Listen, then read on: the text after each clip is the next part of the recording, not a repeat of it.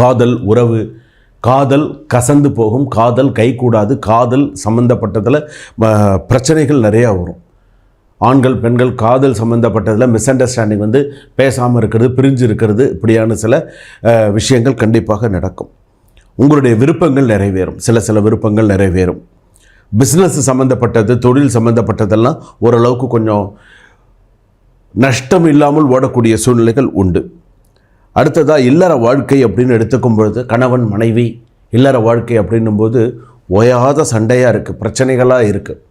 ஒருத்தருக்கு உதவி செய்ய போய் கணவன் மனைவிக்குள்ளே சண்டை வருது, ஒருத்தனுக்கு உதவி செய்ய போய் கணவன் மனைவிக்குள்ளே தேவையில்லாத சண்டை, தேவையில்லாத பிரச்சனைகள், நகையை அடமானம் வச்சு பணம் கொடுக்கறது, இந்த மாதிரியான சில விஷயங்கள்லாம் இருக்குது. ஸோ இந்த ஆனி மாதத்தில் இதெல்லாம் இருக்குது. இல்லற வாழ்க்கை அப்படின்னும்போது நட்பு வட்டாரங்கள் அப்படின்னு சொல்லும்போது நட்புக்கு நம்பிக்கை துரோகம் பண்ணாதீங்க.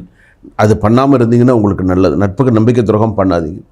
கல்வி சம்பந்தமான விஷயங்கள் அப்படின்னு எடுத்துக்கும் போது மாணவிகள் படிப்பு சம்பந்தமான சில விஷயங்கள்னு எடுத்துட்டிங்கன்னா உங்களுக்கு கவுன்சிலிங் நடக்கிறது, என்ன சப்ஜெக்ட் எடுக்கணும் அவசரம் இல்லாமல் அடுத்து உங்களோட கெரியருக்கு என்ன படிப்போ அதற்குண்டான விஷயத்தை எடுங்க.